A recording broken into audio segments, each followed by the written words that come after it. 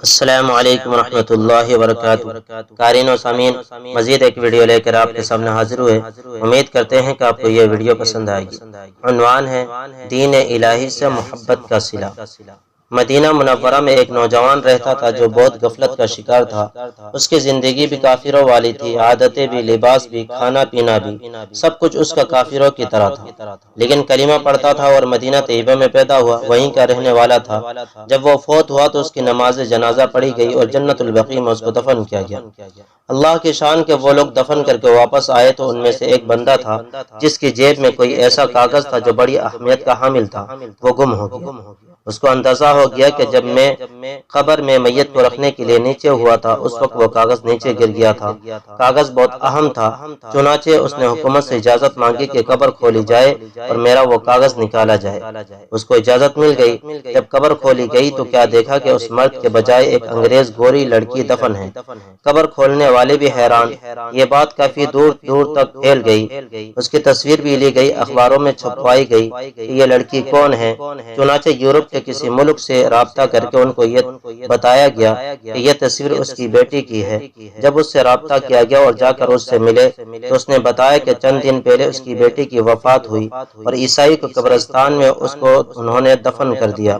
چنانچہ حکومت کی اجازت سے وہاں اس لڑکی کی قبر کھولی گئی تو دیکھا گیا کہ اس نوجوان کی لاش وہاں پڑی ہے۔ لوگ بڑے حیران ہوئے کہ آخر معاملہ کیا ہے۔ اس انگریز سے پوچھا گیا کہ آپ اس کے بارے میں کیا جانتے ہیں کہ یہ کیا معاملہ ہے۔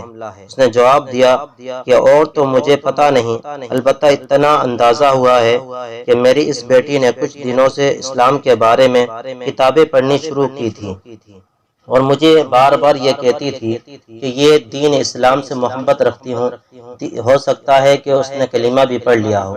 تب جا کے لوگوں کو پتہ چلا کہ جو نوجوان مدینہ منورہ میں پیدا ہوا ظاہر میں مسلمان تھا اور اندر سے غیر مسلموں کے طریقوں کو پسند کرتا تھا، لہٰذا دفن تو اس کو جنت البقیع میں کیا گیا تھا، لیکن کافروں کے طریقوں کو پسند کرنے کی وجہ سے اللہ رب العزت نے مرنے کے بعد اس کی لاش کو عیسائیوں کے قبرستان میں پہنچا دیا اور عیسائی لڑکی کو دین اسلام سے محبت رکھنے کی وجہ سے عیسائیوں کے قبرستان سے اٹھا کر جنت البقیع میں پہنچا دیا۔